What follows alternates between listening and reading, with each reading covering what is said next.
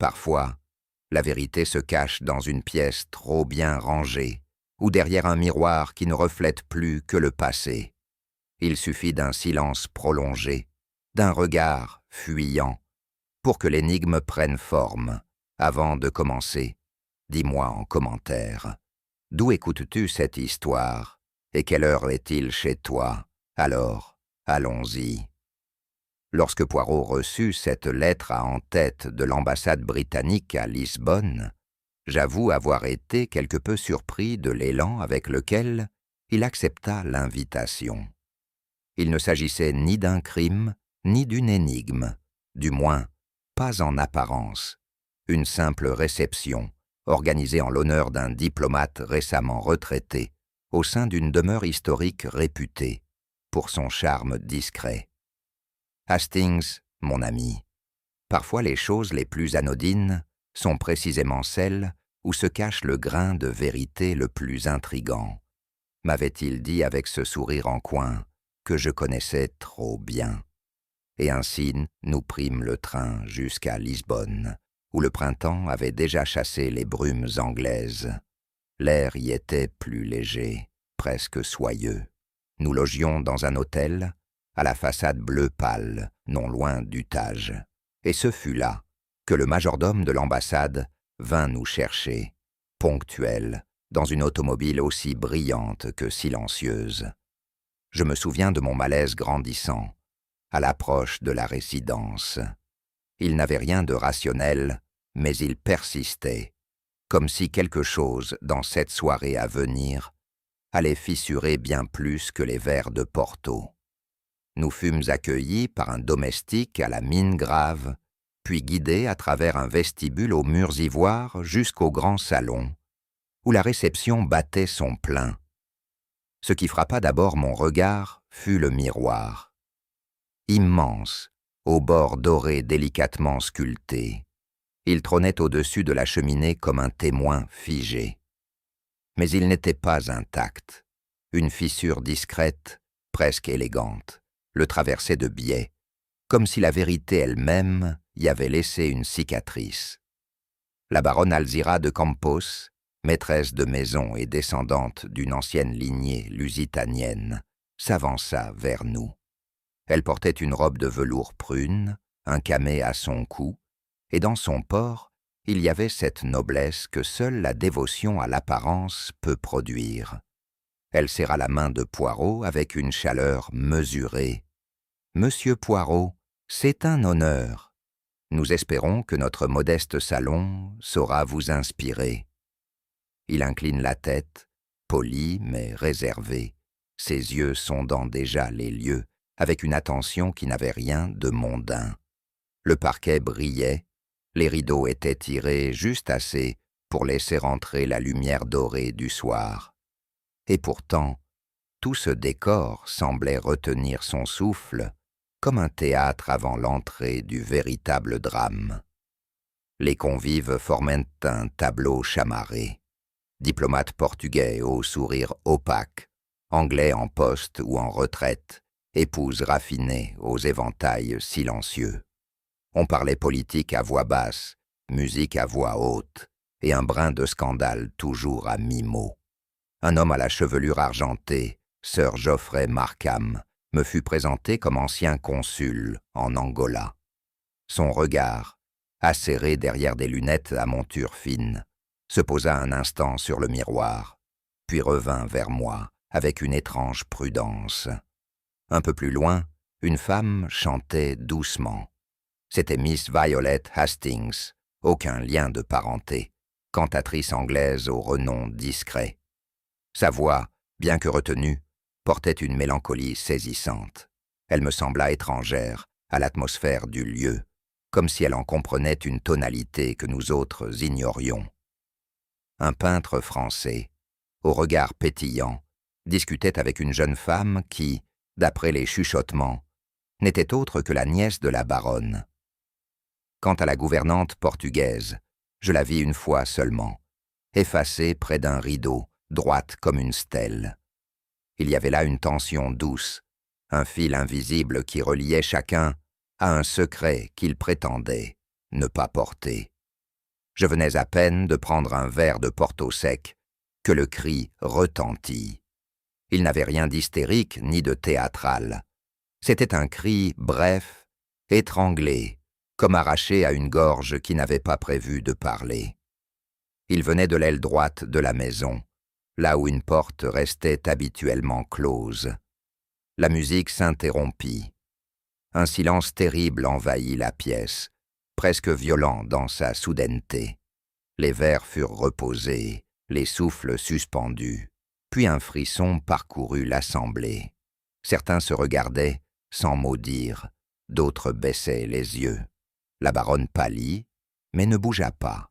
Poirot, lui, s'était déjà mis en mouvement. Il se tourna vers moi et dit simplement « Venez, Hastings, ce cri-là n'était pas un accident. » Et nous traversâmes la pièce comme on franchit une frontière, conscient que tout ce qui avait été festif n'était désormais que façade, et que derrière la tapisserie élégante, quelque chose ou quelqu'un venait de s'effondrer. La chambre était calme, presque étrangement paisible. Le soleil, déclinant, glissait sur le parquet, caressant le drap blanc comme une bénédiction tardive. Mais au centre de cette quiétude apparente, le corps sans vie d'un jeune homme rompait l'équilibre. Daniel Whitmore, neveu de la baronne, était allongé sur le côté, les yeux mi-clos, un bras pendant le long du lit. Il semblait ne pas être tombé, mais plutôt avoir glissé lentement hors du monde. Un verre, encore humide, gisait au sol non loin de sa main. Poirot se pencha avec prudence, sans toucher à rien.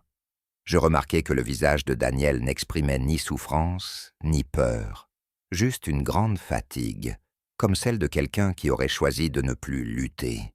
« Un suicide » soufflai-je. Il ne répondit pas tout de suite. Il observait les murs, les rideaux, la table de nuit. Peut-être, mais il y a dans ce calme une mise en scène. Une mort ne s'organise pas ainsi sans intention, Hastings. Sur la commode, une photographie encadrée montrait Daniel enfant, en uniforme d'écolier, aux côtés d'un homme dont le visage avait été gratté, effacé. Un détail presque invisible, mais que Poirot nota du coin de l'œil.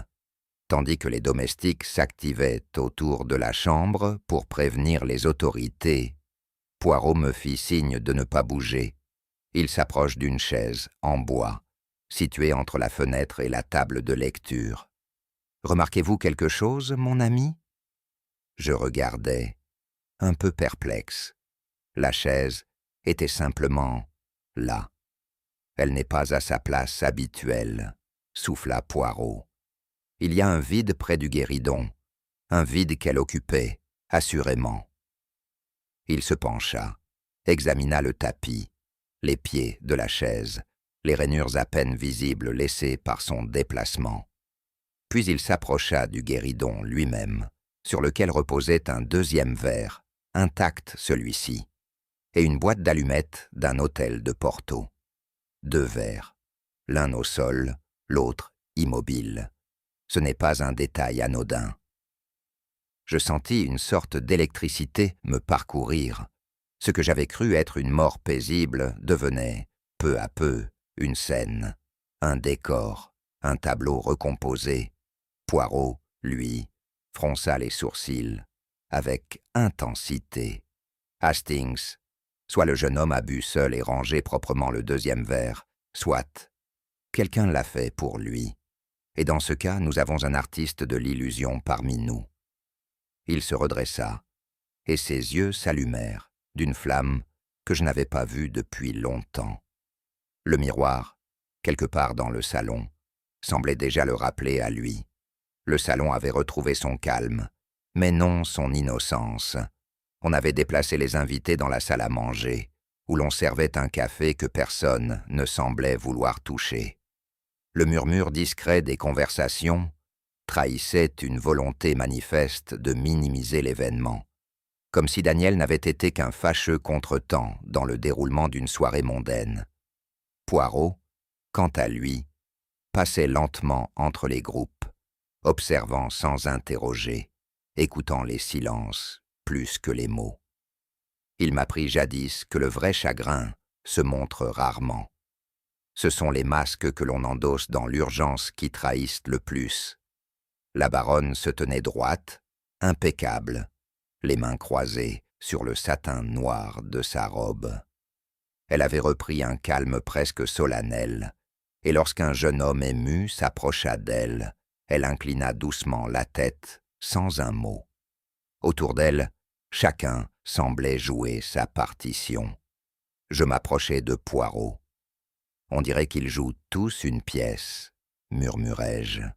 Il me répondit sans détourner les yeux. « Justement, mon ami, et c'est dans le théâtre que le crime se cache le mieux. » Sir Geoffrey Markham, ancien ambassadeur au Mozambique, était installé à l'écart, un verre à la main, l'air absorbé dans la contemplation d'un tableau de chasse représentant une scène d'Afrique centrale. Poirot s'assit à côté de lui avec une politesse étudiée. « Une bien triste soirée, » dit Sir Geoffrey d'une voix douce, presque flûtée. « En effet, » répondit Poirot. Le jeune homme semblait apprécier. Sir Geoffrey haussa les sourcils, comme s'il s'étonnait qu'on s'en soucie encore. Apprécié, peut-être, mais troublé, très troublé. Il n'était pas fait pour la diplomatie, ni pour la société. Il errait dans cette maison comme un fantôme. Poirot incline la tête. Il parlait parfois de son père. Un éclat passa dans les yeux du vieil homme, si rapide qu'il aurait échappé à quiconque d'autre. Son père est mort, n'est-ce pas? Une affaire obscure, du temps des colonies. Un homme difficile à comprendre. Poirot sourit légèrement. Difficile à comprendre ou difficile à absoudre? Sir Geoffrey but une gorgée et détourna le regard. Il est des morts dont le silence vaut mieux que 1000 éloges. Et ce fut tout. Mais dans sa réserve même, il y avait l'aveu d'un secret bien vivant. Je retrouvai Miss Violet Hastings dans la véranda, un châle posé sur les épaules. La fraîcheur du soir n'avait pas encore chassé l'odeur des fleurs, et pourtant elle frissonnait légèrement. Daniel était un garçon sensible, dit-elle après quelques instants de silence. Trop sensible pour ce monde. Sa voix n'avait rien de forcé. Elle parlait comme on chante un air que l'on connaît par cœur, mais qu'on ne veut plus entendre. « Vous étiez proche de lui ?» demandai-je avec douceur. Elle eut un sourire triste. Il m'écrivait, parfois, de longues lettres que je ne répondais pas toujours. Il voulait comprendre des choses, sur son père, sur le passé. Je crois qu'il espérait y trouver un miroir de lui-même. Je remarquai ses doigts, nerveux, jouant avec une bague qu'elle tournait et retournait. Il parlait d'aller en Afrique, disait-elle, d'y retrouver quelque chose de son sang ou de sa honte. Je ne sais plus. Peut-être que cette quête l'a dévoré. Poirot, qui venait d'arriver à notre hauteur, murmura doucement. « Une quête sans réponse, mademoiselle, est parfois plus dangereuse qu'une vérité brutale. » Elle hocha la tête, mais ses yeux restèrent fixés sur un point invisible, bien au-delà du jardin. Dans l'atelier installé sous les combles, nous rencontrâmes M. Delaroche, le peintre français. Il portait encore des traces de pigments sur ses doigts, et son regard pétillait derrière une apparente nonchalance. Daniel était fascinant à peindre, dit-il en allumant une cigarette d'un geste lent. Il avait ce mélange rare de noblesse et de désespoir. Une tension dans les traits, comme s'il portait une armure intérieure. Poirot examina les croquis accrochés au mur. Certains montrant des formes géométriques étranges, presque tribales, d'autres des portraits masculins au visage flou. Il travaillait sur quelque chose en particulier. Le peintre hésita. Une grande toile. Il voulait représenter son père d'après une vieille photo qu'il gardait cachée. Mais il ne m'a jamais laissé l'achever. Il avait peur, je crois, de ce que le portrait révélerait. « Et la toile » demandai-je. Delaroche souffla la fumée sans répondre tout de suite. « Disparue, le soir même. Il est venu la reprendre nerveux, presque tremblant. Je ne l'ai plus revu depuis. » Poirot regarda longuement un croquis déchiré dans un coin. Une œuvre inachevée, peut-être, mais pas inutile, murmura-t-il. Donna Lucia vivait dans l'ombre du rez-de-chaussée, là où les planchers ne craquent pas. Lorsque Poirot lui demanda quelques instants, elle hocha simplement la tête et nous mena jusqu'à une petite pièce aux murs blanchis, à la chaux. Elle nous fit asseoir, mais resta debout. Son visage ne trahissait rien, pas même l'usure du deuil. Daniel était inquiet, dit-elle enfin. Sa voix avait le grain grave de ceux qui ont trop prié en silence. Inquiet de quoi, Donna Lucia? Elle baissa les yeux. De lui-même. De ce qu'il aurait à devenir s'il découvrait la vérité. Poirot se redressa légèrement. Quelle vérité? Elle secoua la tête. Je suis vieille, monsieur. Et j'ai vu passer beaucoup d'hommes dans cette maison. Certains ont laissé des marques visibles, d'autres des fantômes. Un silence s'installa, dense comme un rideau. Poirot n'insista pas. Il se leva doucement. « Si jamais vous retrouvez le sommeil, madame, vous saurez où me trouver. » Elle ne répondit pas, mais ses mains, croisées sur son tablier, tremblaient presque imperceptiblement. Nous regagnâmes la chambre de Daniel, désormais figé sous la surveillance d'un gendarme portugais. Poirot, avec la délicatesse d'un horloger, fouillait sans fouiller, effleurant les objets du bout des yeux. Dans le tiroir d'un secrétaire, il trouva un carnet relié de cuir, usé sur les bords. À l'intérieur, une écriture dense, nerveuse, mêlant anglais et portugais. Des dates, des noms, des fragments de phrases, Quicabo, Land Title Dispute, March 1924, Guilt Not Inherited. Il me le tendit. Un esprit en quête d'expiation, Hastings. Il pensait que comprendre les fautes de son père l'aiderait à ne pas les reproduire. Il tourna une page. Ici, il parle d'un voyage qu'il préparait. Mais il n'est jamais parti. Il attendait... Quoi? Une confirmation? Une preuve? Poirot ferma le carnet. Il est mort avant de comprendre. Mais peut-être pas avant d'avoir découvert. C'est moi qui tombais dessus, presque par hasard. En soulevant un manteau dans la malle de voyage de Daniel, je sentis un papier rigide glisser au sol. Je le ramassai. C'était une carte de l'Afrique, ancienne, usée, avec les contours des anciennes colonies dessinés à l'encre rouge. Elle avait été pliée à maintes reprises et une partie manquait dans le coin sud-ouest. Mais ce qui attira notre attention fut un nom, à moitié effacé, écrit au crayon, Leitao, suivi d'un chiffre 147, encerclé 2 fois. Poirot resta silencieux un long moment, puis dit très bas, « Le passé est une carte dont on déchire ce que l'on veut, oublier, mais même les morceaux perdus laissent une trace. » Je n'ajoutai rien, mais dans le regard de mon ami, une lueur s'était allumée. Celle qui annonce que le puzzle, encore flou, commence enfin à parler. Nous étions revenus dans le grand salon, ce même lieu de réception où tout avait commencé, et où maintenant régnait un calme étrange.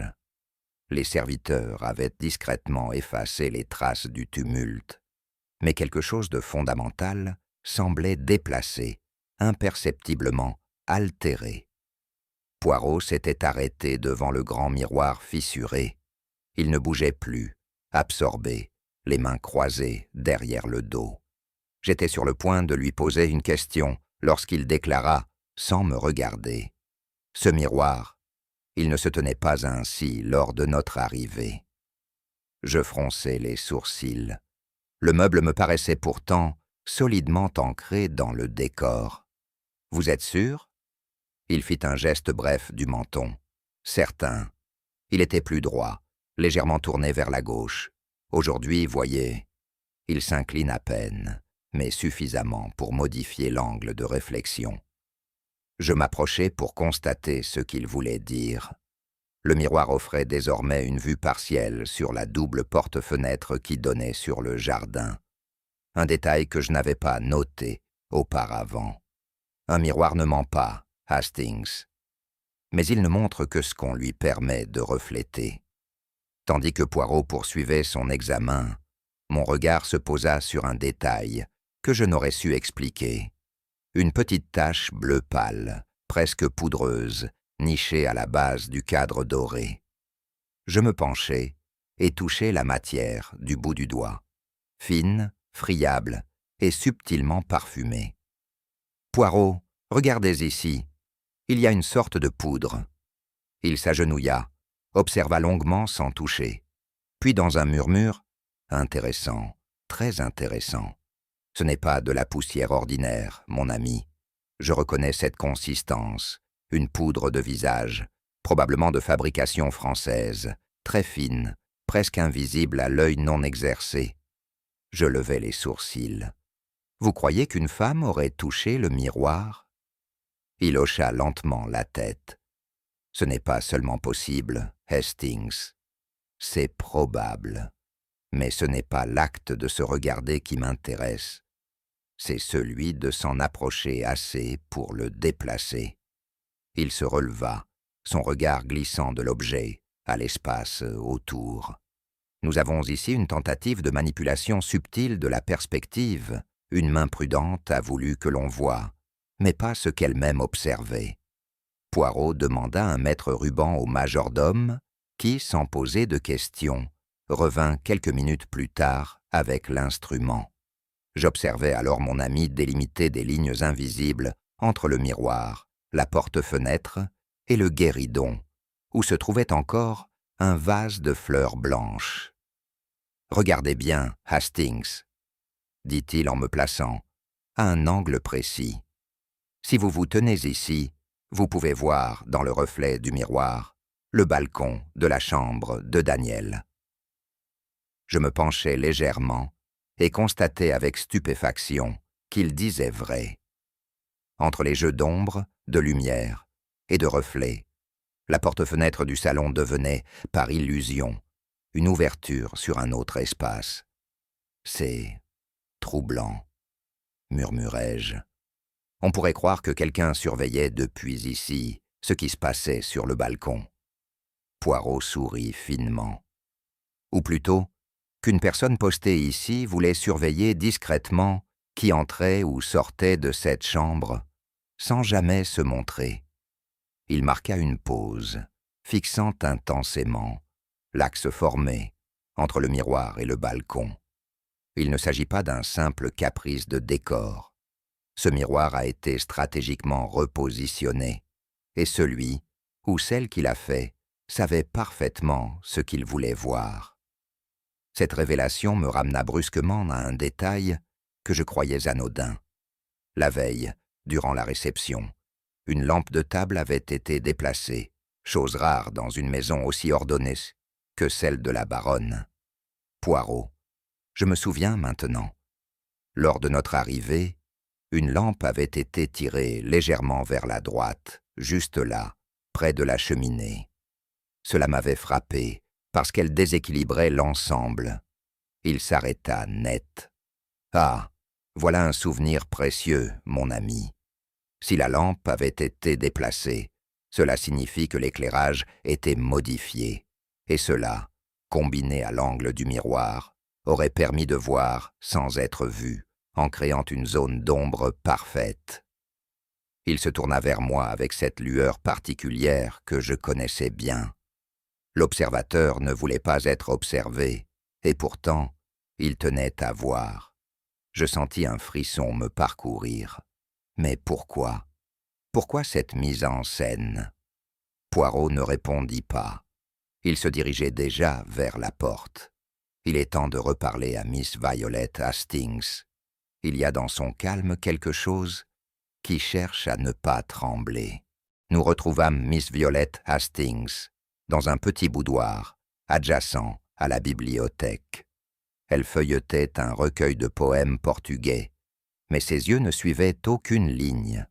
Poirot s'approcha, avec sa douceur coutumière. « Mademoiselle, vous avez un goût exquis pour la langue. Pessoa ?»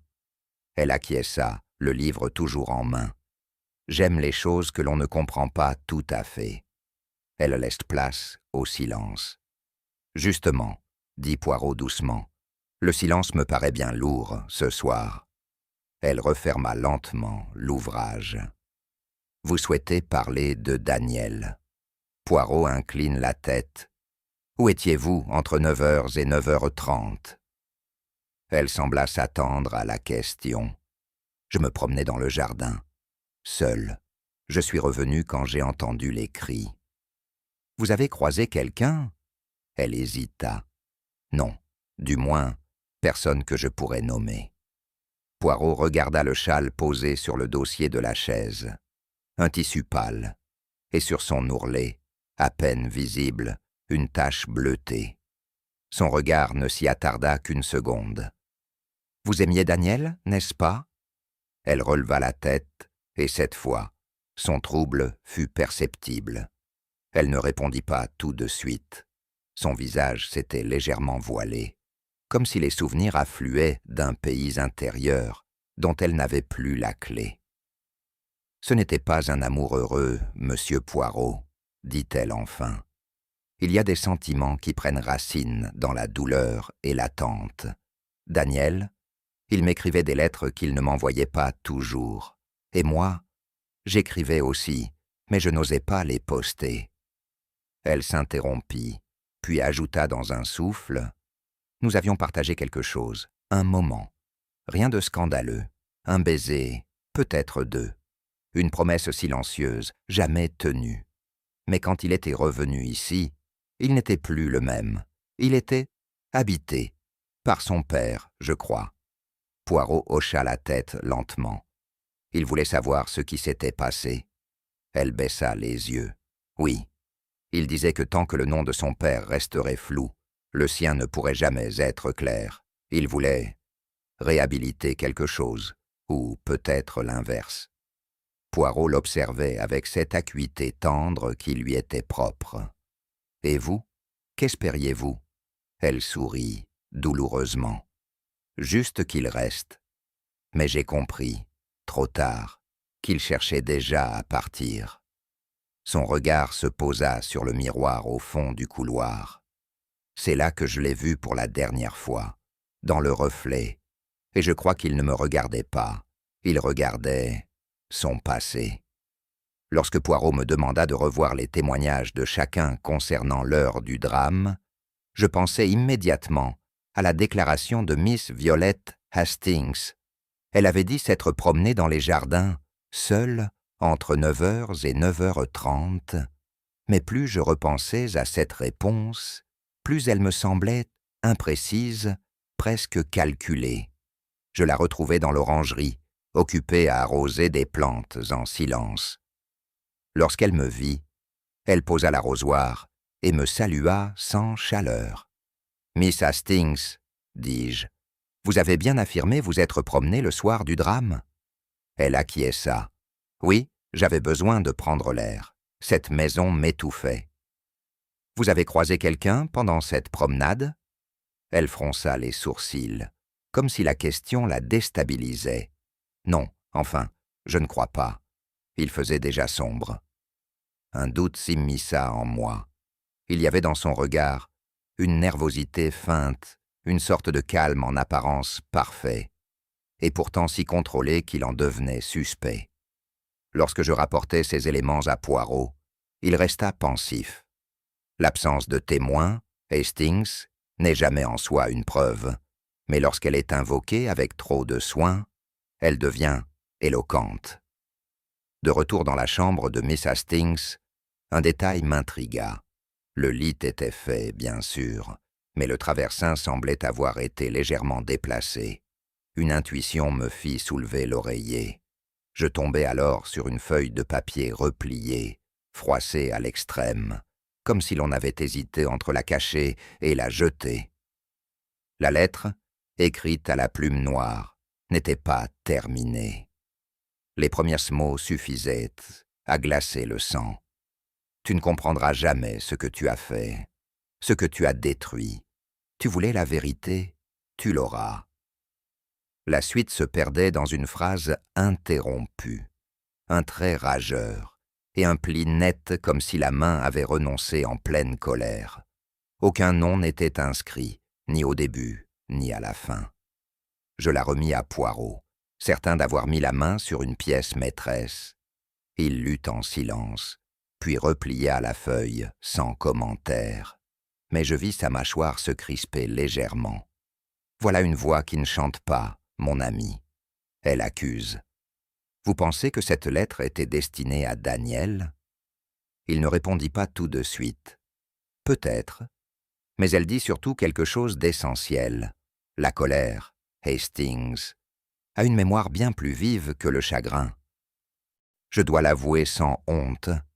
À cet instant précis, tout m'indiquait que Miss Violette Hastings était notre coupable. Un passé sentimental non résolu, un isolement au moment du drame, une lettre pleine d'amertume retrouvée sous son oreiller. Les faits semblaient s'aligner, comme les dominos d'un roman noir. Je revis mentalement le visage de Daniel, son regard sombre, ses gestes troublés. Je revoyais aussi celui de Miss Hastings, fuyant à demi, troublée mais distante. Il ne faisait pour moi aucun doute qu'ils avaient été amants, qu'une rupture s'en était suivie et que la jeune femme, blessée dans sa fierté, avait pu céder à un accès de violence froide, presque calculé. Elle aurait pu lui tendre un piège, dis-je à Poirot. Elle connaissait ses habitudes, ses heures de solitude. Elle a peut-être laissé le poison dans son verre avant de s'éclipser. Poirot m'écouta avec une patience toute belge, sans m'interrompre. Vous oubliez une chose, Hastings. La passion produit souvent des actes désordonnés. Or ici, tout semble trop net, trop poli, trop silencieux. Je restais perplexe, mais le doute commençait à percer en moi.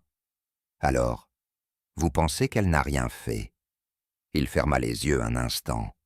Je pense qu'elle a beaucoup souffert. Ce qui n'est pas la même chose.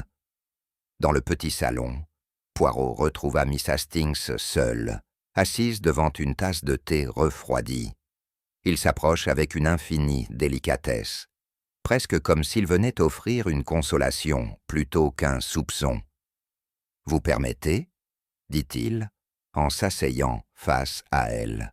Elle acquiesça, l'air absent. Il sortit la lettre de sa poche et la déplia lentement. « Vous reconnaissez cette écriture ?» Elle pâlit, mais ne chercha pas à mentir. « Oui, c'est la mienne. » À qui était-elle adressée? Elle hésita longuement.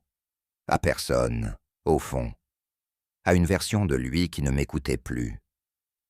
Pourquoi ne l'avoir pas détruite? Elle baissa la tête. Parce que je n'étais pas certaine de vouloir renoncer. Je voulais encore lui dire ce que je n'avais pas su formuler. Poirot referma la feuille avec soin. Les mots sont des armes, mademoiselle. Mais celle-ci, si elle a été dégainée, ne semble pas avoir été utilisée. Elle releva les yeux vers lui, et pour la première fois, je crus y lire de la gratitude. Poirot se leva sans un mot de plus. Sa conclusion n'était pas une accusation. C'était un acquittement silencieux. Ce fut en fin d'après-midi que Poirot demanda à s'entretenir à nouveau avec la baronne. Nous la trouvâmes dans le grand salon, seule, une tasse de chocolat posée à sa droite. L'air était lourd de cette fatigue que seuls les deuils silencieux savent produire. « Madame, j'aimerais vous poser une question, si vous le permettez, » dit Poirot avec une politesse d'autant plus glaçante qu'elle était absolue. La baronne lui adressa un signe de tête. « Avez-vous reçu une lettre anonyme la veille de la mort de Daniel ?» Un frémissement passa dans ses paupières. Elle posa sa tasse avec une lenteur calculée. Oui, une lettre écrite à la main, sans signature. « Et vous l'avez lue ?» Elle hésita, puis répondit « Partiellement. C'était confus, injuste. Elle évoquait des choses anciennes, des accusations sans fondement. Je l'ai jetée au feu. Vous n'avez pas conservé le moindre fragment ?» Elle secoua la tête. « Non, ce genre de lettre ne mérite ni lecture, ni mémoire. » Poirot pencha légèrement la tête. « Vous êtes une femme d'ordre, baronne. Mais parfois, ce que l'on détruit en apparence continue de brûler ailleurs. » Elle ne répondit pas, mais ses doigts se resserrèrent sur les accoudoirs du fauteuil, presque imperceptiblement. 1 heure plus tard, nous étions dans la bibliothèque. Poirot avait demandé au majordome de lui apporter une copie du registre des visiteurs de la maison, ainsi qu'une enveloppe contenant les dernières notes de Daniel, récupérées par la police. Il les lut longuement, en silence, tandis que je faisais les 100 pas derrière lui. « Hastings, dit-il soudain, imaginez que la lettre reçue par la baronne n'était pas une menace, mais une confession, une tentative maladroite de dire enfin la vérité. » Je m'arrêtai net. « Vous voulez dire que Daniel lui a écrit cette lettre ?» Poirot hocha la tête. « Ou quelqu'un d'autre, à sa demande, peu importe. Ce qui compte, c'est le contenu. Une évocation d'un passé que la baronne voulait oublier. » Il me tendit un fragment de carnet. On y lisait « Lettre écrite, elle saura. Ou elle détruira. Dans tous les cas, le miroir parlera pour moi. » Le miroir, encore lui, murmurai-je. Poirot se leva. Le miroir, la lettre, la chaise déplacée, le verre intact. Tout cela n'est pas une mise en scène destinée à nous tromper, Hastings. C'est une mise en scène destinée à faire éclater une vérité qu'on refusait de voir. Et cette vérité, je le sentais, n'avait encore montré que son ombre. Le lendemain matin, Poirot décida de solliciter à nouveau Donna Lucia. Il m'expliqua que certains silences en disent long, surtout lorsqu'ils s'enracinent dans la durée. Nous la retrouvâmes dans les quartiers, réservés au personnel, une aile austère que je n'avais encore jamais visitée. Là, le temps semblait suspendu, les murs étaient nus, les rideaux tirés, et la lumière pâle n'atteignait les meubles que par fragments. Donna Lucia nous ouvrit sans un mot, puis s'effaça lentement pour nous laisser entrer. Poirot s'assit dans un fauteuil de bois dur, inconfortable à souhait, ce qui ne sembla pas le déranger. « Je vous remercie, madame, de votre accueil. Je sais que parler n'est pas toujours facile, mais il y a dans votre regard une vérité que les mots n'ont pas encore osé prononcer. » Elle resta debout, immobile, mains croisées sur son tablier, le regard fixé au sol. Il y avait chez elle quelque chose de monastique, comme si le devoir de silence avait pris racine jusque dans sa posture. « Le passé, monsieur Poirot, » dit-elle enfin d'une voix très basse, « est un fardeau que l'on transporte dans des pièces comme celle-ci. On n'y cherche pas la lumière, on y attend qu'elle passe. » Pendant plusieurs minutes, Poirot ne dit rien. Il la regardait avec cette bienveillance immobile qui, je le savais, pouvait faire fondre les défenses les plus coriaces. Mais Donna Lucia semblait faite d'une matière différente. Non pas de pierre, mais de cendres froides, de souvenirs tassés les uns sur les autres. « Je suis ici depuis 34 ans, dit-elle finalement. Avant la baronne, il y avait sa mère, et avant elle, la précédente génération. Cette maison n'a jamais aimé les voix. Pourtant, quelque chose vous a troublé en voyant Daniel. » Elle secoua la tête avec lenteur. « Ce n'était pas ce que j'ai vu, monsieur. C'est ce que j'ai reconnu. » Poirot se pencha légèrement. « Et que reconnaissiez-vous, Donna Lucia ?» Elle serra les lèvres. Un long silence suivit, si long que je crus qu'elle ne parlerait plus. Mais ses yeux s'étaient légèrement embués. J'ai promis de ne pas mêler le passé au présent. C'est un serment qu'on m'a fait jurer et un silence qu'on m'a appris à porter. Poirot incline la tête. Et si ce silence était devenu complice d'un nouveau mal? Elle ne répondit pas, mais une fissure venait d'apparaître dans la pierre. Poirot laissa s'écouler quelques instants, encore, puis reprit d'une voix presque murmurée, comme s'il ne s'adressait plus à elle, mais à l'espace même de la pièce. Il y a eu ici, il y a longtemps, un homme, un officier britannique, un invité de passage qui, semble-t-il, ne fut jamais officiellement mentionné par la suite. Donna Lucia tressaillit imperceptiblement. Puis elle s'approcha du mur le plus éloigné, où pendait une icône ancienne. Elle la toucha du bout des doigts. « Je ne devrais pas parler de lui, » dit-elle. Ce n'était pas un homme qu'on évoquait à voix haute. Était-il le père de Daniel? Elle le regarda enfin dans les yeux. Je ne peux pas en être certaine. Mais lorsque j'ai vu ce garçon la première fois, c'était comme si le passé entrait à nouveau dans la maison. Poirot hocha doucement la tête. Comment s'appelait cet officier? Elle baissa la voix à peine plus qu'un souffle. Capitaine Leonard Whitmore. Il est arrivé en 1924 pour une mission diplomatique. Il ne devait rester que 2 semaines. Il n'est jamais reparti. Je frémis. Ce nom, Whitmore, le même que celui de Daniel. Que s'est-il passé? Demandai-je. Mais Donna Lucia s'était déjà retournée vers son silence. Ce fut Poirot qui, doucement, reprit le fil. Ce capitaine, selon vous, n'a pas quitté la maison de son vivant. Donna Lucia ferma les yeux. Il a disparu. Officiellement, il aurait été envoyé en Angola. Mais jamais aucun télégramme, aucune lettre. On a dit qu'il s'était égaré ou tombé malade. Moi, je pense. Elle hésita. Qu'on l'a fait taire. Poirot ne bougea pas.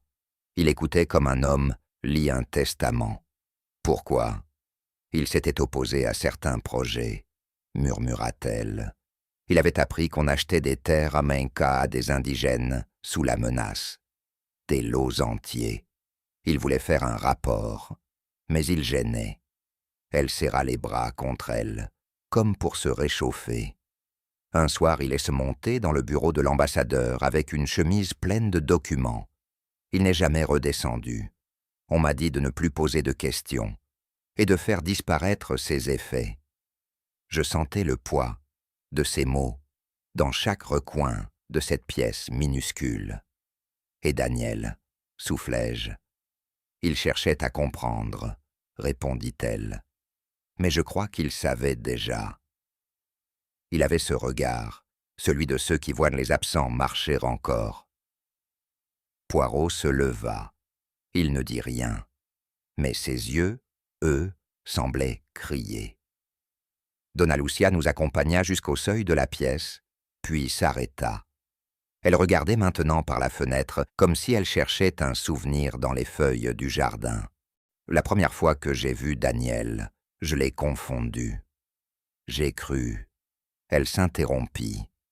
J'ai cru que Léonard était revenu. Elle se tourna vers nous, les traits marqués mais pleins d'une émotion rare. Il avait la même courbe de front, la même manière de tenir son silence. Il ne ressemblait à personne dans cette maison, sauf à un mort dont on n'a jamais parlé. Poirot s'approcha d'elle avec douceur. « Vous ne lui avez jamais dit ?» Elle secoua la tête. « Non. » Il n'avait pas besoin de l'entendre. Il le portait déjà en lui. Il cherchait, non pas une vérité, mais une confirmation, comme un fils qui attendrait qu'on lui dise qu'il a le droit d'exister. Elle se tut un instant, puis ajouta « Mais il dérangeait, il posait trop de questions, il observait trop. Je l'ai vu regarder le miroir, la photo manquante, comme s'il rassemblait un puzzle que personne ne voulait reconstituer. » Je baissai les yeux. Pour la première fois, je compris que le drame de Daniel n'était pas seulement un crime, c'était une origine volée. En quittant les quartiers du personnel, Poirot ne dit pas un mot. Nous traversâmes les couloirs jusqu'au grand salon, toujours baigné de cette lumière ocre que les lourds rideaux ne filtraient qu'à moitié. Ce fut là, en m'arrêtant pour contempler le miroir fissuré, que je remarquai ce qui avait échappé à mon regard jusqu'alors. Un espace nu, sur le mur opposé, au-dessus d'un petit buffet, en marqueterie. Le papier peint y portait la marque évidente d'un cadre récemment retiré. Un rectangle plus clair, légèrement souligné par la poussière environnante. Poirot. Ce mur portait autrefois une photographie. Il s'approcha, fronça les sourcils, puis sourit avec lenteur. Exactement, Hastings. Et vous voyez, la trace laissée par le cadre est trop nette pour être ancienne. Elle a été enlevée récemment. Très récemment. Je laissai mon regard parcourir la pièce. Vous pensez qu'il s'agissait de la photographie du capitaine Whitmore? C'est probable. Daniel l'avait vue, peut-être reconnue, et quelqu'un a jugé plus prudent de la faire disparaître. Poirot regarda de nouveau le miroir. Vous souvenez-vous de ce que disait Daniel, d'après ses notes? Le miroir parlera pour moi. Peut-être voulait-il dire, le reflet de ce qu'on m'a caché finira par apparaître. Il resta un moment silencieux, puis, à mi-voix. Un homme cherche toujours son père, mais lorsqu'il ne le trouve que dans les ombres, parfois, ce sont les ombres qui répondent.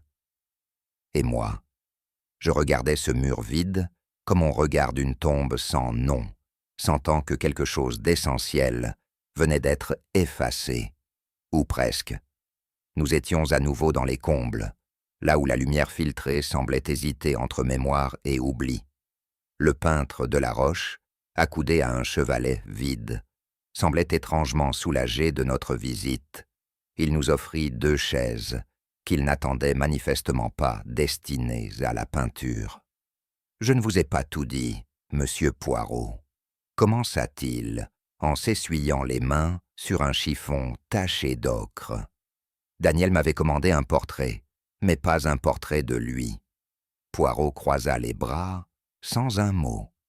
Il voulait que je peigne son père, ou plutôt, ce qu'il pensait être son père. Il m'a apporté une vieille photo, froissée, décolorée, et m'a demandé d'en tirer un visage. C'était une commande étrange. « Pourquoi étrange ?» demandai-je. « Parce qu'il ne voulait pas que je sois fidèle à la photo. Il voulait que j'en restitue l'intention, la vérité intérieure. » Poirot hocha lentement la tête. Il cherchait à donner un visage à un fantôme. Delaroche fixa le sol. Il ne m'a jamais dit son nom. Juste que ce portrait, une fois terminé, devait être montré, mais à une seule personne. Poirot murmura alors. Ce portrait était un acte de confrontation, et peut-être une signature posthume. Le peintre nous mena jusqu'à un coffre placé derrière une tenture, dissimulait au regard. Il en souleva le couvercle avec une prudence presque sacrée. C'est là que Daniel conservait le tableau. Il me l'a pris la veille de sa mort. Il l'a glissé ici de ses propres mains. Mais à l'intérieur, il n'y avait qu'un vide soigneusement rangé. Aucune toile, pas même un fragment de châssis. Seulement un feuillet déchiré portant quelques mots griffonnés au crayon. Ce n'est pas toi qui dois voir, mais elle. Poirot referma le couvercle d'un geste doux. Quelqu'un a repris le tableau. Peut-être même l'a détruit. Je regardais autour de moi, comme si une peinture pouvait se cacher sous une chaise ou derrière une fenêtre. Cela voulait dire quelque chose, n'est-ce pas? Poirot acquiesça. Une image peut porter plus de vérité qu'un texte. Daniel avait compris que certains mensonges ne peuvent être dissous que par le regard. Il voulait offrir ce portrait comme un miroir. Et à qui? À celle dont le silence est plus ancien que l'image elle-même. Je compris qu'il parlait de la baronne, et cette toile absente devenait alors, plus qu'une œuvre, une menace douce, mais implacable. De retour dans notre chambre, Poirot ouvrit l'un de ses carnets et y inscrivit plusieurs éléments, chacun relié à l'autre par un trait net. J'observais ce schéma silencieusement, comme on regarde un piège se refermer avec une élégance perverse. Hastings, voici ce que nous avons. Un miroir repositionné, une poudre féminine sur son bord, un portrait commandé et volatilisé, une lettre brûlée par la baronne, une photographie disparue du salon, et enfin, une mise en scène de suicide parfaitement réglée. Je hochai lentement la tête. Cela fait beaucoup de coïncidences. Justement, mon ami, lorsqu'un ensemble de détails forme une structure, ce n'est plus une coïncidence, c'est une intention. Il désigna un cercle sur son carnet. Cette intention, c'est celle de faire croire à un suicide tout en laissant des traces pour que la vérité émerge. Je fronçai les sourcils. Vous pensez que Daniel savait qu'on voulait le tuer? Poirot pencha légèrement la tête. Non, mais je pense qu'il savait que s'il disparaissait, il fallait qu'on sache pourquoi. Il a laissé des indices. Il a même choisi le salon comme théâtre. Le miroir, la lumière, la photo disparue, ce sont des messages. Je regardai la page, puis mon ami. Et à qui s'adressaient ces messages? Poirot referma le carnet avec lenteur. À celui qui regarde avec les yeux et avec le cœur. Ce soir-là, alors que la maison s'assoupissait lentement dans une torpeur feutrée, Poirot me fit signe de le suivre jusqu'au salon. Il avait demandé qu'on le lui laisse vide pendant 1 heure. Je ne compris pas immédiatement pourquoi, mais je lui fis confiance. Il prit le soin de replacer la chaise, le guéridon, la lampe, le miroir, comme s'il rejouait une pièce dont chaque élément devait être précisément à sa place. « Tenez-vous là, Hastings, » dit-il en m'assignant un emplacement, « et regardez dans le miroir. Que voyez-vous » Je m'exécutais. Le balcon, la porte de la chambre de Daniel, et l'endroit où vous êtes. Justement, maintenant imaginez que quelqu'un se tenait ici pendant la soirée. Il aurait pu voir Daniel sur son balcon, sans jamais être vu. Poirot prit alors le 2e verre, intact, et le plaça près du fauteuil. Ce verre, Hastings, n'a jamais été utilisé par le défunt. Il était là pour suggérer une solitude, mais c'est une illusion. Il y avait 2 verres, 2 présences. Il recula, et son regard devint grave. Daniel a été empoisonné, non dans un moment de violence, mais dans un acte de préméditation. Je frissonnais. Alors, ce n'était pas un suicide mis en scène, c'était un meurtre, mis en scène en suicide. Et toute cette chambre, ce miroir, ce cadre vide, étaient les éléments d'une vérité qu'on voulait taire, mais qu'on ne pouvait plus cacher. Je ne saurais dire ce qui me poussa, ce matin-là, à ouvrir la boîte à broderie posée sur la coiffeuse de la baronne. Peut-être un reste de curiosité mal contenue, peut-être un simple hasard, mais le hasard, comme me le rappelait souvent Poirot, n'est jamais innocent. Je cherchais un mouchoir en tissu pour ma main blessée, lorsqu'un léger bruit de verre me fit soulever un foulard de soie, replié avec un soin méticuleux. Là, dissimulé entre 2 écheveaux de fil crème et un dé à coudre en argent, reposait un petit flacon de verre givré, sans étiquette. Je le pris entre mes doigts. Il contenait un liquide transparent, presque visqueux. Aucun parfum, aucune inscription. Mais la fermeture à vis, très fine, trahissait une origine pharmaceutique. Je le portai à Poirot, qui était alors plongé dans la relecture des carnets de Daniel. « Un calmant », dit-il après avoir observé attentivement le flacon. « Très puissant, utilisé en très faible dose et mal dosé, potentiellement létal. » Je sentis mon estomac se contracter. « Vous pensez que la baronne ?» Poirot ne répondit pas tout de suite. « Ce flacon n'est pas caché. Il est dissimulé dans un objet quotidien. Voilà qui est intéressant.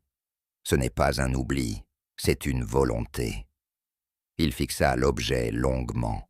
« Il arrive parfois, Hastings, que l'on tue non pas par haine, mais par devoir, et cela est infiniment plus dangereux. » Le soir venu, Poirot demanda à ce qu'aucun invité ne soit admis dans le salon. Il passa 1 heure seul, assis dans le fauteuil où Daniel avait été vu pour la dernière fois. Lorsqu'il me rejoignit enfin, son regard était plus grave que je ne l'avais vu depuis longtemps. « Hastings, ce jeune homme n'est pas mort pour ce qu'il a tenté de dissimuler, mais pour ce qu'il s'apprêtait à révéler. » Je ne comprenais pas immédiatement. « Vous voulez dire qu'il n'y avait pas de honte ?» Poirot posa une main sur mon bras. Il y avait un secret, oui, mais ce secret ne concernait pas Daniel. Il concernait son père, et plus encore, la manière dont ce père avait été effacé, puis enterré dans l'oubli par ceux qui en portaient le poids. Il s'arrêta, pensif. Daniel n'a pas été tué pour une trahison. Il a été tué pour une fidélité, pour sa volonté de faire émerger la vérité. Je me souvins alors de la lettre, du miroir, du cadre vide. Il voulait donner un visage à un homme que la maison voulait oublier. Poirot hocha la tête. Exactement. Et cette volonté, pure mais inacceptable pour certains, a déclenché un crime, non de colère, mais de nécessité perverse. Il soupira. Ce n'est pas le passé de Daniel qui le condamnait. C'était sa lumière, et cette lumière, Hastings, quelqu'un a voulu l'éteindre doucement, sans bruit. Jamais je n'oublierai cette scène, solennelle et silencieuse, comme une cérémonie dont personne ne connaissait le rituel. Ce soir-là, sur la demande expresse de Poirot, tous les protagonistes furent invités à rejoindre le grand salon. L'atmosphère, alourdie par une tension latente, rendait chaque mouvement plus lent, chaque souffle plus audible. Les fauteuils avaient été disposés en demi-cercle. La baronne s'assit la première, droite, les mains posées l'une sur l'autre comme une statue antique. Miss Violet Hastings, plus pâle qu'à l'ordinaire, jetait de brefs regards vers le miroir, récemment redressé. Le peintre français, les jambes croisées, feignait la désinvolture, tandis que l'ambassadeur portugais gardait les yeux baissés, absorbé dans une méditation intérieure. Donna Lucia, enfin, se tenait légèrement en retrait, les lèvres closes. Poirot, debout, s'installa lentement au centre de l'assemblée. Son regard, clair et posé, passa lentement sur chacun d'eux, comme s'il pesait l'ombre de leurs pensées. Il n'avait ni notes, ni papier, seulement ses mains croisées derrière le dos. « Mes amis, dit-il enfin, il est temps de rendre justice, non par la force, mais par la lumière. » Aucune protestation ne s'éleva. Tous attendaient, suspendus aux lèvres du petit homme. Et moi, debout dans un coin, j'avais la sensation étrange d'assister, non pas à une confrontation, mais à un dévoilement, celui de ce que chacun, en secret, avait voulu cacher aux autres et peut-être à soi-même.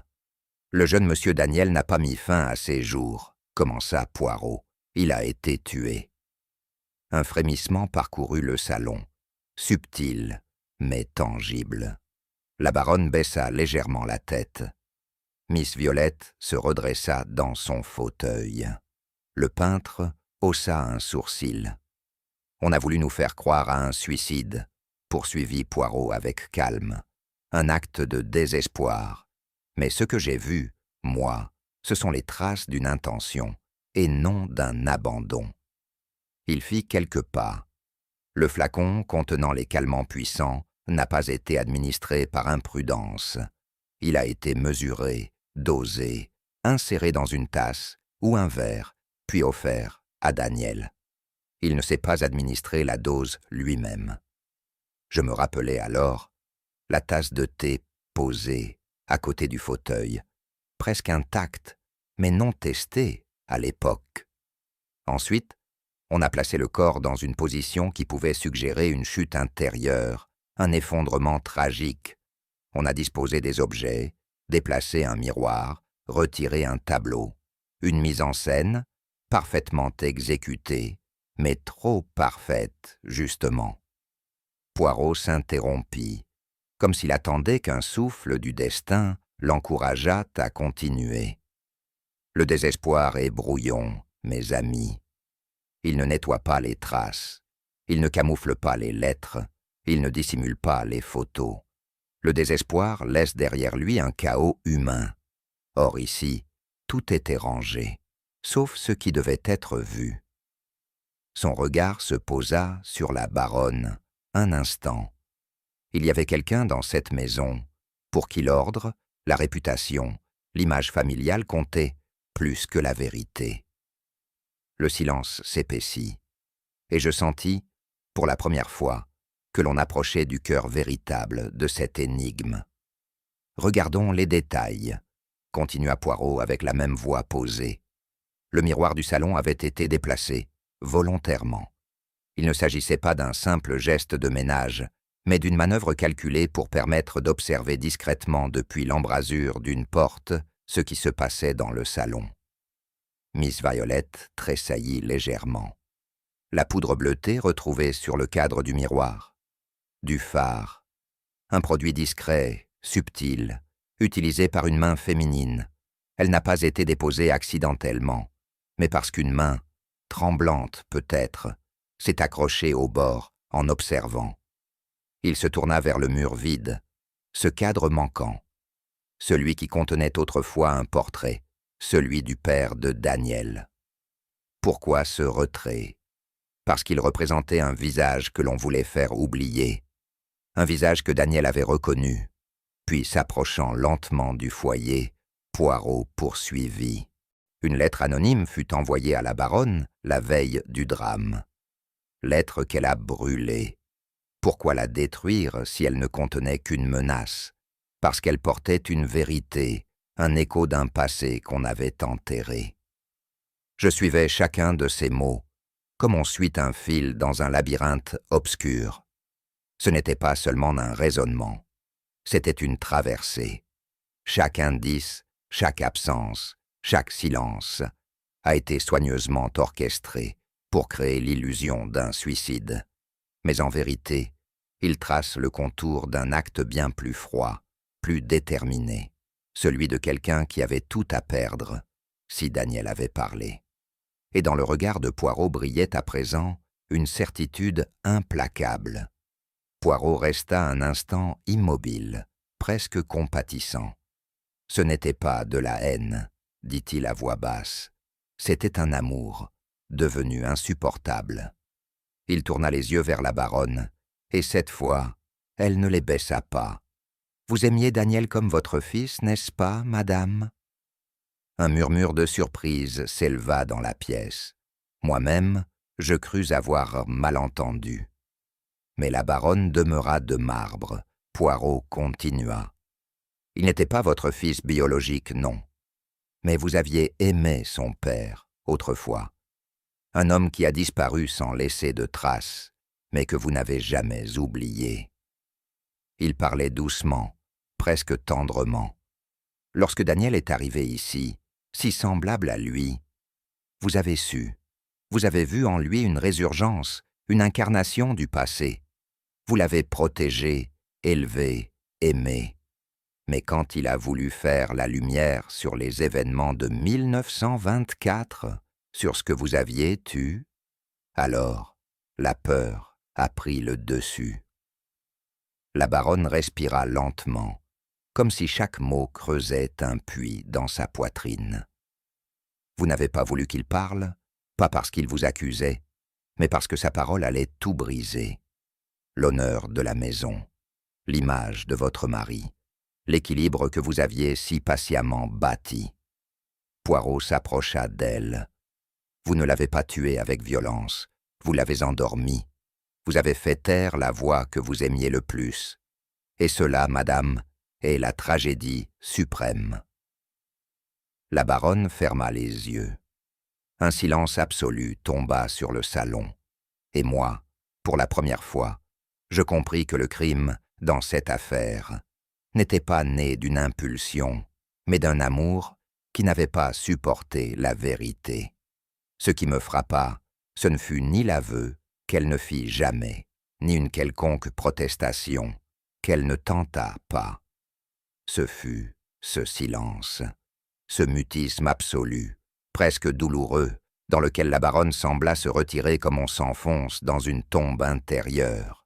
Elle ne nia pas, et cela, en soi, avait le poids d'un aveu plus lourd que 1000 mots.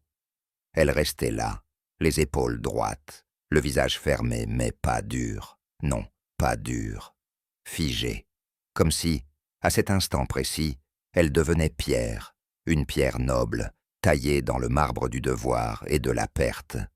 Tout en elle parlait de dignité, de retenue, de ce sacrifice muet qui est peut-être le propre de ceux qui portent trop de choses depuis trop longtemps.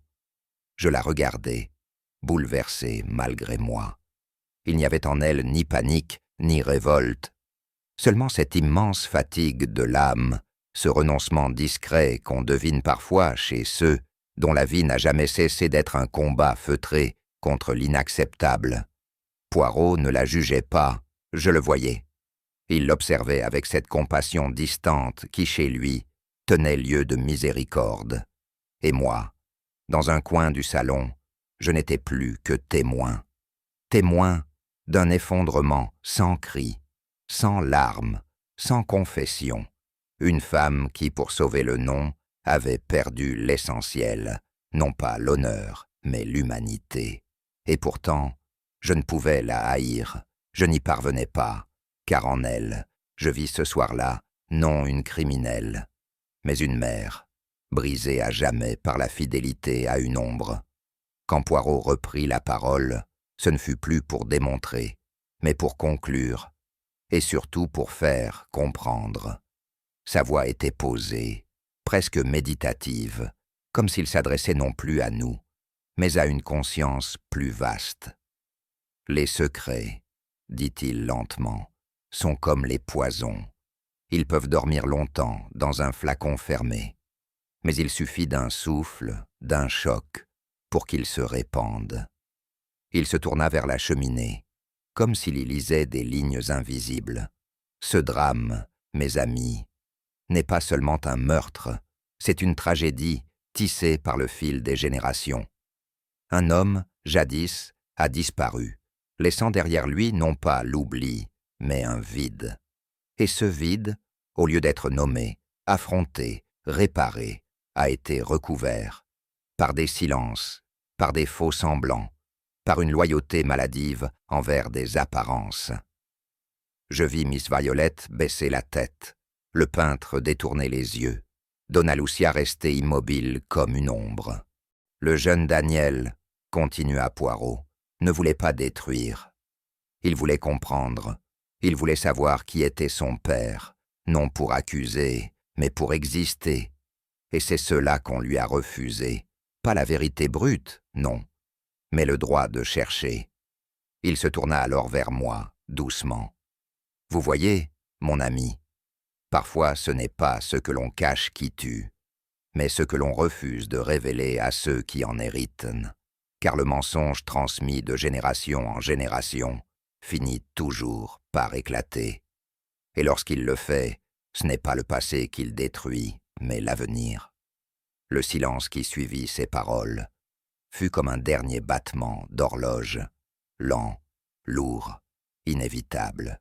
Et moi, je sus que tout venait de se refermer, comme un livre ancien dont la dernière page avait enfin été tournée.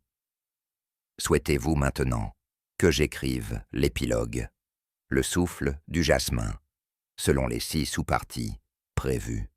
Parfait. Je vais maintenant rédiger l'intégralité de l'épilogue intitulé « Le miroir ne ment jamais », conformément aux 5 sous-parties que vous avez indiquées. Chaque section sera enchaînée sans rupture, en respectant le style narratif du capitaine Hastings, dans une langue littéraire, fluide, feutrée et élégamment psychologique. Je commence. Le jour suivant s'annonça sans bruit, comme si la maison elle-même retenait son souffle. J'étais descendu plus tôt que de coutume, poussé par une insomnie que je n'osais avouer, et trouvai Poirot déjà installé dans le salon déserté. Il était assis, bien droit, dans l'un des fauteuils placés, face au miroir fendu. Ses petites mains jointes formaient un toit fragile, et son regard, concentré, profond, n'était pas dirigé vers moi, mais vers ce rectangle de verre brisé, dont la présence pesait désormais comme une relique. Je restai un instant à l'observer en silence, pris d'un respect presque religieux devant sa solitude. La pièce paraissait changée. Sans ses voix, sans la tension palpable des jours précédents, elle était redevenue ce qu'elle prétendait être, un salon bourgeois, figé dans la dignité d'un passé qu'elle ne méritait plus. Je m'approchai sans dire mot, et m'assis à mon tour, un peu en retrait. Poirot ne me regarda pas, il ne souriait pas non plus, mais je sus, à la façon dont son regard suivait les reflets épars dans le miroir, qu'il n'était pas oisif. Il réfléchissait encore, non pas à la mécanique du crime, qu'il avait déjà dénoué avec brio, mais à ce qui demeurait, le silence, les ombres, l'irréparable. Et je compris, sans qu'il ait à me le dire, que ce matin n'était pas destiné aux réponses. Il était consacré à la vérité nue, celle qui ne s'écrit pas dans les aveux, mais dans les silences qu'on laisse vivre. Ce fut seulement lorsque le carillon du vestibule égrena la demi que Poirot, sans tourner la tête, murmura « Savez-vous, mon ami, ce que j'ai longtemps redouté? Ce n'est pas tant de ne pas trouver la vérité. Non, ce que je craignais, c'était qu'elle se tienne devant moi, claire, absolue, et que je n'ai pas le courage de la regarder en face. » Je ne répondis pas. Il poursuivit, toujours tourné vers le miroir, dont la fêlure formait une ligne étrange, comme une ride sur une figure autrefois douce. Ce miroir, Hastings, nous a trompés, mais à sa manière, il disait tout. Il reflétait sans mensonge, mais nous regardions sans voir, car l'âme humaine est experte dans l'art de détourner le regard. Je fis mine d'acquiescer, sans bien saisir encore où il voulait en venir.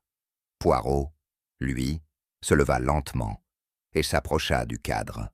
Il posa un doigt sur la fêlure. L'angle. Tout était question d'angle, celui du miroir, mais aussi celui du souvenir, de ce que chacun ici voulait voir, ou au contraire, ne plus jamais voir. Puis, se tournant enfin vers moi, il ajouta avec une gravité tranquille « Il est des vérités que l'on enterre non par lâcheté, mais par amour. Et cela, mon ami, est la plus redoutable des illusions. » Je baissai les yeux, troublé, car je sentais en lui non une fierté de triomphateur, mais une forme de deuil lucide. Ce n'était pas une énigme qu'il venait de résoudre, mais une vie qu'il venait d'achever en la mettant en lumière. Peu de temps après, les pas feutrés de l'inspecteur Faulkner se firent entendre dans l'entrée. Il était venu, comme convenu, avec 2 agents discrets. Aucun éclat, aucun mot plus haut que l'autre. Poirot leur fit signe de patienter. Il demanda à ce que la baronne fût introduite dans le salon, sans cérémonie. Elle entra sans détour, droite, vêtue d'une robe sobre qui tranchait avec ses atours d'antan. Son regard, d'une fixité étrange, balaya la pièce comme si elle saluait à la fois les fantômes et les vivants. Elle vit Poirot, s'arrêta et comprit. Il n'y eut pas de protestation, pas d'éclat de voix. La baronne ne nia rien. Elle ne confirma rien non plus. Elle se contenta de tendre ses poignets avec une lenteur pleine de dignité, comme si elle se livrait non à la justice des hommes, mais à celle d'une mémoire qu'elle ne pouvait plus nier. Je crus voir dans ses yeux une brume, mais ce n'était pas du chagrin, plutôt un soulagement silencieux, comme si le poids du silence, après tant d'années, avait enfin trouvé un écho. Quand les agents l'emmenèrent, elle ne détourna pas une seule fois le regard. Elle partit droite, muette, sacrifiée. Un vestige d'un monde révolu, emporté sans bruit, les yeux ouverts, mais sans défense. Resté seul avec Poirot, je demeurai longtemps sans parler.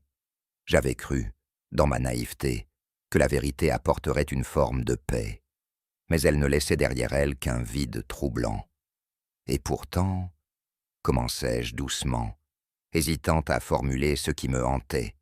Et pourtant, Poirot, elle l'aimait, ce garçon. Cela se voyait. Comment expliquer qu'une femme capable d'un tel amour ait pu... Je n'achevai pas ma phrase. Les mots eux-mêmes me trahissaient. Je ne savais s'il fallait blâmer ou comprendre, punir ou pleurer. Je n'étais ni juge, ni confesseur. Poirot me regarda alors avec une douceur que je n'oublierai jamais. Vous posez la seule question qui mérite d'être posée, mon ami. Et je n'ai pas de réponse. Il fit une pause, puis ajouta. Elle ne l'a pas tué par haine, ni même par peur.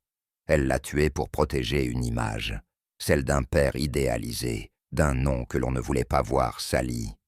C'est cela, le drame. Quand la fidélité à un mort prend le pas sur la justice due aux vivants. Je hochai la tête, pris d'un malaise profond. Peut-on condamner un tel geste ? Murmurai-je. Peut-on l'absoudre ? Répondit Poirot en écho. Nous restâmes là, deux hommes face à une énigme bien plus vaste que celle des faits, celle de la conscience. Et je compris alors que parfois, l'acte le plus tragique n'est pas de commettre une faute, mais de le faire au nom de l'amour. Avant de quitter le manoir, je me retournai une dernière fois vers le salon. Tout avait repris sa place, ou presque. Le fauteuil, le guéridon, les livres soigneusement rangés. Et pourtant, quelque chose avait changé à jamais. Le miroir était toujours là, suspendu au même mur, fêlé comme la veille. Personne n'avait songé à le retirer, pas même Poirot. Peut-être parce qu'il appartenait désormais à la scène du drame, comme un témoin figé dans le silence. Je m'approchai, malgré moi, et observai mon propre reflet. La fissure coupait mon visage en deux, et je crus y lire la même ambivalence que je portais depuis l'aveu muet de la baronne.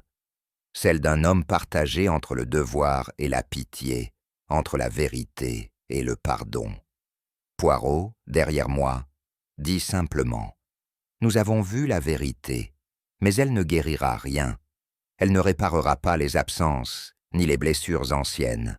Elle laissera seulement cette trace, ténue mais indélébile. » Je sentis alors que tout le mystère n'était pas dans les faits, mais dans ce qu'il laissait en nous. Un sillage. Nous quittâmes la demeure sans bruit. Le vent soufflait doucement, et je crus entendre, un instant, comme un écho venu du passé. Mais ce n'était qu'une illusion.